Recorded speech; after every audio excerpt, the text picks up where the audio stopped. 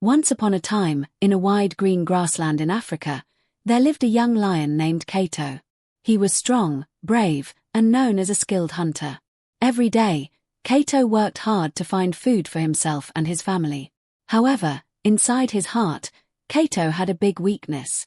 He wanted everyone to like him and understand him. He cared too much about what others thought of him. Even when he did nothing wrong, he felt worried that someone might judge him badly. This need for approval made him unhappy, though he did not yet understand why. One morning, Kato hunted a large deer for his breakfast. He felt proud of his success and began carrying the deer back home. On the way, a group of hyenas appeared. Their leader smiled, but it was not a friendly smile. "Look at this big lion," the hyena said loudly. "Stealing food from innocent animals. What a bully." Kato stopped walking. His heart began to beat fast with anger and shame. He could not believe they were calling him cruel when he had only hunted for survival like every other lion. "I am not a bully," Kato said. "I worked hard for this food. I hunted for hours. This is my meal."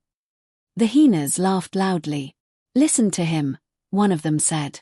"The strong lion is explaining himself to us. How cute." Kato felt his anger growing. He raised his voice and tried to defend himself. "I don't hunt for fun. I only hunt when I am hungry. I am not a bad lion." The more he spoke, the more the hyenas laughed and mocked him. "You think you are better than us," the hyenas said. "You are selfish and mean." Kato kept talking and explaining. He told them how he helped a sick cub yesterday and shared food the week before. But the hyenas did not listen. They only laughed harder. Finally, they walked away, leaving Kato standing alone. His breakfast was still on the ground, but he no longer felt hungry. The worst part was that the hyenas looked happy. They had made the king of animals beg for their approval, and that gave them great joy. That night, Kato went to see the oldest lion in his family.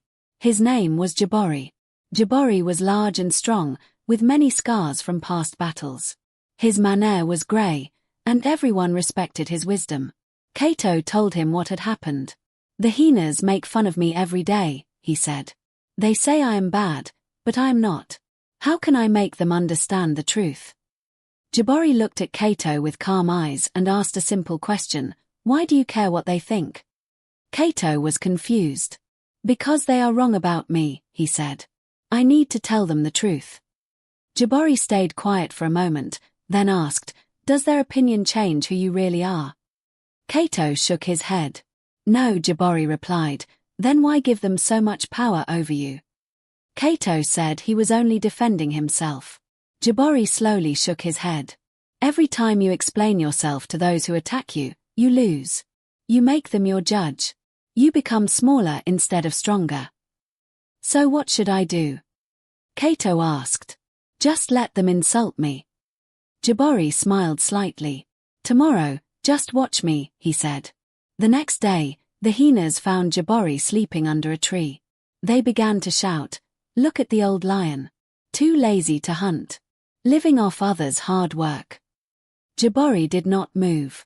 He did not open his eyes. The hyenas shouted louder, but still there was silence. Jabori gave them no anger, no fear, and no words at all. The silence felt heavy. The hyenas became uncomfortable. One tried again, but his voice was weak. "We're just saying you used to be great." Jabori said nothing. Without a reaction, the game was no longer fun.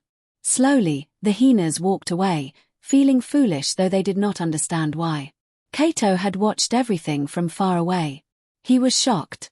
"You didn't say anything, and they left," Kato said. Jabori replied, "I refused to play their game. What they think of me does not matter. I know who I am." Kato thought deeply about Jabori's lesson. He remembered how tired he felt after always defending himself. Days later, the hyenas returned. "There is Kato, the cruel lion," they shouted. Kato felt anger rising in his chest. He wanted to shout and explain. But then he remembered Jabori's calm face. So he did something new. He stood still and said nothing. 1 second passed, then 2, then 3. The hyenas waited for him to react. When he didn't, They tried harder to insult him. "What, no explanation today?" one hyena said. "Do you finally accept that we are right?" Cato kept looking at them calmly. His eyes were steady, and his face showed no emotion. A young hyena grew nervous. "Why is he staring like that?" he whispered. "Maybe he is planning something." But Cato still said nothing. Their confidence slowly disappeared. Their words felt empty without his anger. Finally, Cato spoke in a quiet but strong voice, "Think whatever you want." Then he turned and walked away. The hyenas stood in silence. They had come for a fight, but Cato gave them nothing to fight. Weeks passed, and the hyenas tried again and again to make him angry. But each time, Cato stayed calm or silent. Fighting him was like fighting a mountain. One day, a hyena asked, "Why don't you defend yourself anymore? Don't you care what we say?" Cato looked at him and answered simply, "Why should a lion care about what hyenas think?" His voice held no anger, only truth. In that moment, everything changed. The hyenas stopped coming. There was no joy in insulting someone who did not react. Cato felt lighter and stronger inside. He no longer carried the heavy burden of other people's opinions. Jabori saw Cato walking with his head held high. "You learned the lesson," Jabori said.